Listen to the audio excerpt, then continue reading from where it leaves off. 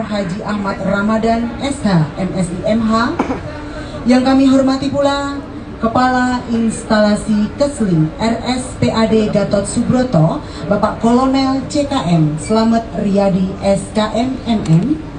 Yang kami hormati Bapak undangan dari jajaran Jaksa Penuntut Umum Jampidum Kejagung RI, juga undangan dari LSM GMDN, dan Bapak Ibu hadirin sekalian yang berbahagia serta rekan-rekan awak media yang kami hormati.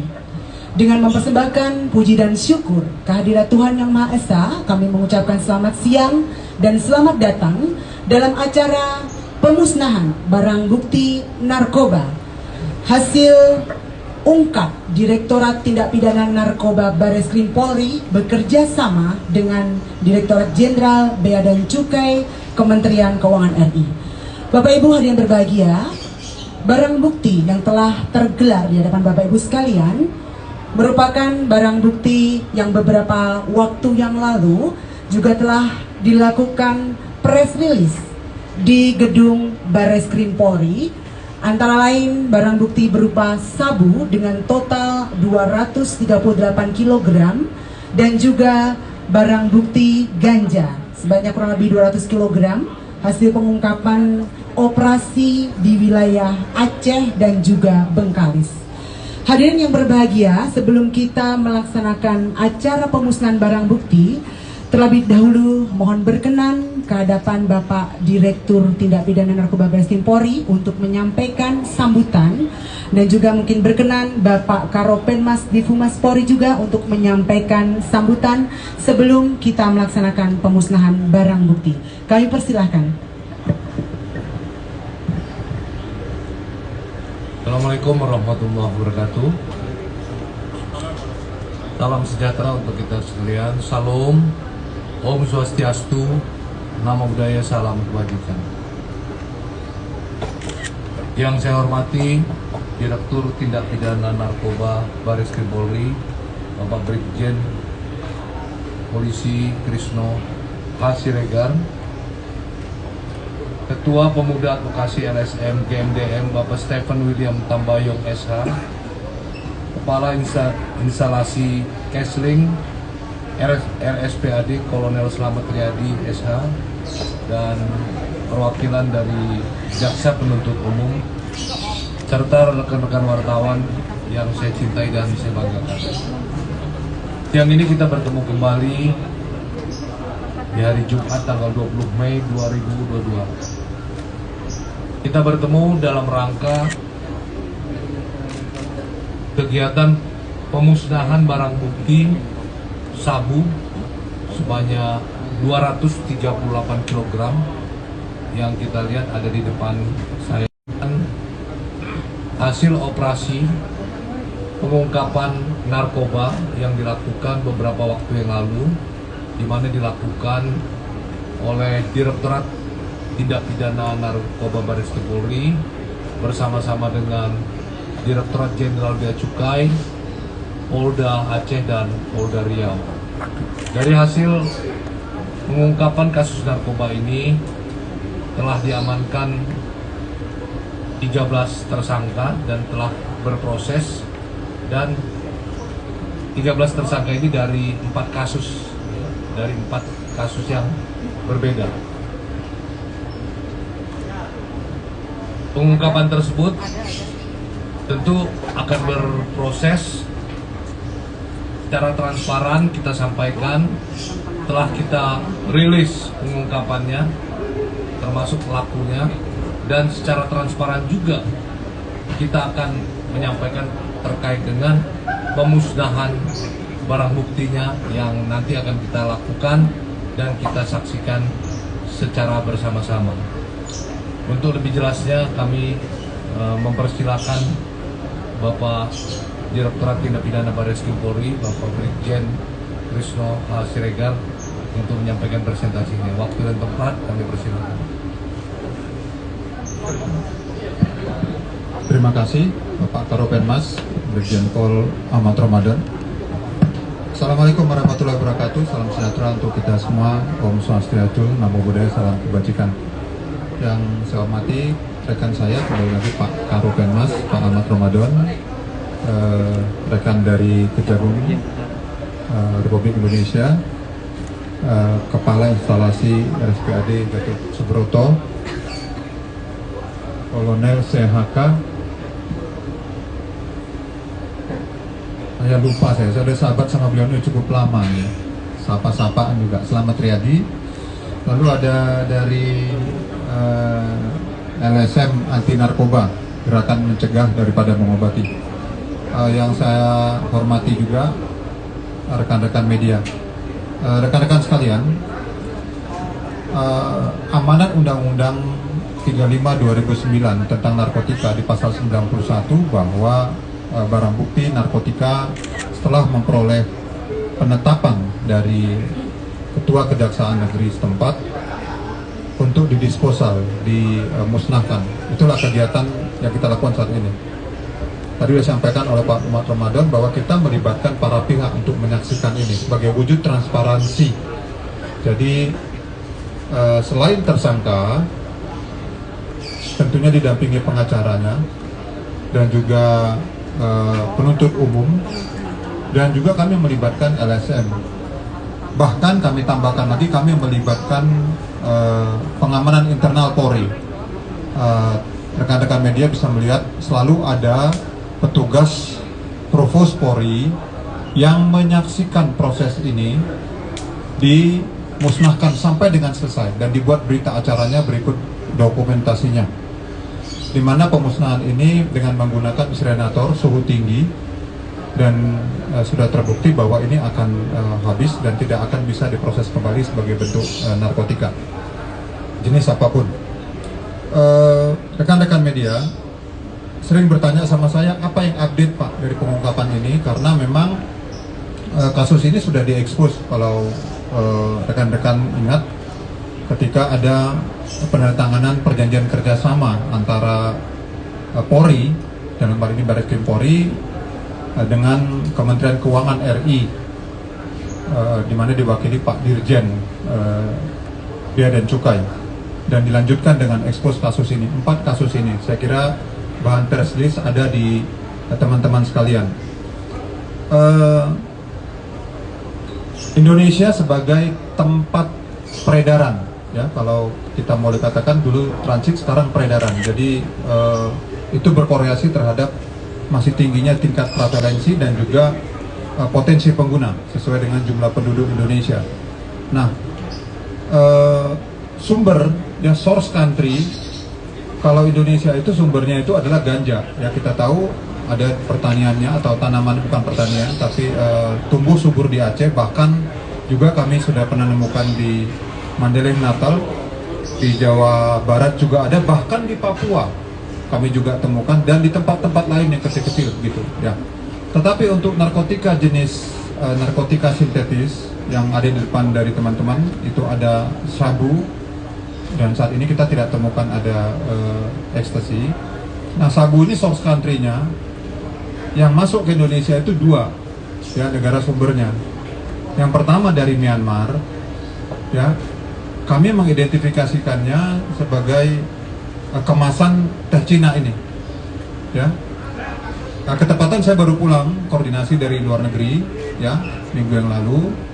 Nah, kami mendiskusikan tentang kedua jaringan ini, bahwa semua kami penegak hukum melakukan namanya itu profiling. Jadi saya sering katakan itu ada 2 jenis, kami membedakan, yakni soft signature dan hard signature. Hard signature itu ada sesuatu yang bisa kami lihat secara kasat mata, yang teman-teman bisa lihat. Jadi kemasan ini adalah bentuk hard signature gitu. Kalau ekstasi itu bentuk printingnya, bentuk warnanya, besarnya, jadi dimensinya. Nah, sementara yang lebih penting itu sendiri adalah soft signature-nya, dan ini harus melalui pemeriksaan di laboratorium, ya. Kami sudah meminta kepada laboratorium BNN, karena memang BNN sebagai pusat pengkajian di Indonesia, untuk melakukan penelitian tentang bagaimana rumus bangun dari narkotika yang ini, yang khususnya yang dari berasal dari Afghanistan yang dikendalikan oleh jaringan Timur Tengah yang kita ungkap 169 kilo kita tangkap di Aceh, ya di perairan Aceh, waktu itu 169 kilo. Nah, kalau yang ini kami informasikan bahwa tingkat kemurnian udah sampai 98%. Jadi makanya di depan forum ini saya bilang sebenarnya kalau dulu rekan-rekan penegak hukum itu sering bilang 1 gram untuk 3 orang, ini kalau tingkat pemula baru mungkin jadi berbeda karena tingkat purifying tingkat kemurniannya semakin baik karena memang teknologi yang digunakan semakin baik dan ahli-ahli kimia kami dapat informasi intelijen yang masuk ke negara source country ini semakin canggih begitu. Jadi kemarin dipaparkan dan kami juga waktu 1,6 ton itu 96% kami temukan berdasarkan penelitian di BNN dan ini sudah 98%. Jadi tinggal 2% lagi tingkat kemurnian. Nah, ini kami sudah kirim ya, tapi kami belum dapat hasilnya. Kami juga bertukar informasi tentang ini ke negara lain. Ya, mereka juga meminta ini sebagian, ya kami sudah kirimkan dengan tentunya menghormati ketentuan yang ada, sehingga nanti bisa ditentukan bahwa cara memasaknya seperti apa, rumus bangunnya seperti apa, terus itu prekursor apa yang digunakan, apakah berasal dari tanaman, apakah berasal dari sintetik gitu ya, teknis sekali. Kalau teman-teman yang berasal dari farmasi, ilmu kimia saya bisa jelaskan, tapi saya pikir di media ini nggak penting. Ini sebagai wujud update apa Pak? Biasanya kan pertanyaan kalian update apa Pak? Kami tidak mau hanya expose bakar-bakar seperti itu, ya. Tapi kami sampaikan, itulah update bisa kami sampaikan. Terhadap para pelaku yang belum tertangkap, kami sedang maksimal mencarinya, ya. 22 kilo, ya. Kalau ganja ini sudah selesai, 22 kilo pengendara juga sedang kami cari. Yang ini tinggal 2. Pengendali Indonesia dan luar negeri, saya juga sudah berkoordinasi, kita bertukar intelijen di sana yang tidak bisa saya sampaikan, ya tentunya karena ini adalah organized crime, extraordinary organized crime, transnational extraordinary organized crime itu namanya. Jadi memang membutuhkan kerjasama internasional. Nah, kerjasama nasionalnya juga kami lakukan, baik antar penegak hukum, contohnya dengan kehadiran dari teman-teman dari Kejaksaan Agung, karena alat bukti yang kami kumpulkan tentunya ini nanti akan dipertahankan dituntut bahan penuntutan bagi teman-teman jaksa di pengadilan begitu. Jadi tanpa kerjasama nggak mungkin. Lalu kerjasama juga dengan Bea Cukai, dengan Angkatan Laut, Bakamla, dengan stakeholders lainnya, dengan Asperindo kami juga bekerja sama, jasa pengiriman barang dan lain sebagainya untuk mengantisipasi semua modus yang dilakukan untuk mengamankan negara kita dari bahaya peredaran gelap dan penyalahgunaan narkoba. Saya kira suatu upaya yang terus-menerus, yang terus tidak ada akhirnya, karena memang narkotika ini selalu berkembang sesuai dengan teknologi kefarmasian dan kimia seperti itu. Ya, jadi apa yang kita kenal sekarang narkotika ini mungkin di masa tertentu akan hilang. Makanya ada disebut NPS, New Psychoactive Substance, ya, bahan psikoaktif baru, di mana para pelaku kejahatan semakin pintar. Jadi mereka melihat list yang ada di Undang-Undang Narkotika, list yang ada di dalam keputusan Kementerian Kesehatan tentang jenis-jenis narkotika, NPS sekarang ada 77, tentunya mereka bisa merubah, contohnya rumus bangun tadi saya bilang, ya. Tapi kita harus lebih pintar sehingga ini menjadi satu kajian di undang-undang yang baru akan menjadi suatu masuk bagian daripada narkotika itu sendiri. Saya kira itu yang bisa kami sampaikan kepada teman-teman update-nya. Saya kembalikan kepada Pak Ramadan. Terima kasih. Terima kasih Bapak Direktorat Tindak Pidana Narkoba yang telah menyampaikan secara jelas terkait dengan penanganan dan juga terkait dengan upaya-upaya yang telah dilakukan. Nah, tentu rekan-rekan bahwa pemberantasan ini juga bukan saja penegakan hukum, tentu upaya-upaya yang dilakukan oleh Polri dan stakeholder juga tetap berlangsung seperti upaya-upaya kegiatan pencegahan, rehabilitasi. Jadi upaya-upaya terhadap penanganan narkoba ini dilakukan secara komprehensif dan bekerja sama, baik pihak Polri maupun pihak stakeholder lainnya. Sekali lagi terima kasih. Selanjutnya kami dari jaksa penuntut umum.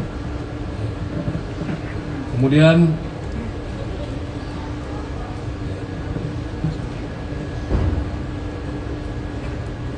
baik rekan-rekan wartawan, dari penjelasan Bapak Direktorat Tindak Pidana Narkoba tadi, bila ada rekan-rekan ingin menanyakan atau mengajukan pertanyaan, kami mempersilahkan. Silakan.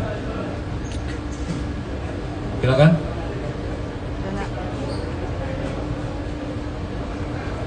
Kalau tidak ada, jangan dipaksakan. Berarti penjelasan yang diberikan oleh Bapak Direktorat Tindak Pidana Narkoba sudah sangat jelas ya.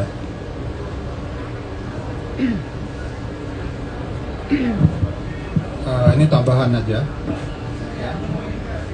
Tadi saya nggak sampaikan, dari semua barang bukti yang tergelar di depan yang akan kita sama-sama saksikan akan dimusnahkan, 238.000 gram atau 238 kilogram narkotika jenis sabu atau methamphetamine atau crystal ice, dan 121 kg atau 121 gram narkotika jenis ganja. Kami mengasumsikan begitu, rekan-rekan. Ya, jadi tidak ada yang pasti jumlah 1 gram bisa memabukkan, enggak, karena dia adiksi. Semakin sering dia mungkin, nah tapi ini untuk tingkat pemula, begitu. Tingkat pemula kami mengasumsikan 1 gram sabu dengan tingkat kualitas ini bisa memabukkan atau digunakan oleh end user itu untuk 4 orang gitu ya. Jadi kalau di dunia marketplace-nya mereka, di dunia peredaran gelap ini disebut dengan paket hemat seperti itu ya. Itu bisa memabukkan seperti itu ya. Jadi bisa menyelamatkan dari 238.000 gram sabu itu diselamatkan potensi pengguna 952.000 orang, dengan asumsi 1 orang digunakan 4 orang. Lalu untuk ganja kami mensita di depan ini 121.000 gram dengan asumsi 3 gram ganja untuk 1 orang per hari ya. Jadi itu sangat limitatif ya, tergantung tingkat adiksinya sebenarnya, tapi itu pengguna baru. Jadi asumsinya itu 121.000 orang potensi pengguna yang berhasil diselamatkan. Total semua adalah 1.073.000 orang potensi pengguna berhasil diselamatkan dengan digagalkannya proses peredaran ini. Terima kasih Pak Permanen. Baik, terima kasih Pak Krisno Siregar. Sekali lagi kami sampaikan yang disampaikan oleh Direktorat Tindak Pidana Narkoba, operasi ini berhasil menyelamatkan 1.073 jiwa orangnya. Asumsi tadi ya.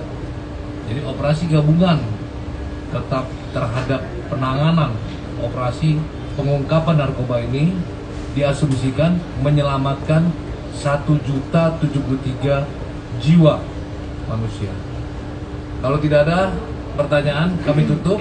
Terima kasih. Wassalamualaikum warahmatullahi wabarakatuh. Om Santi Santi.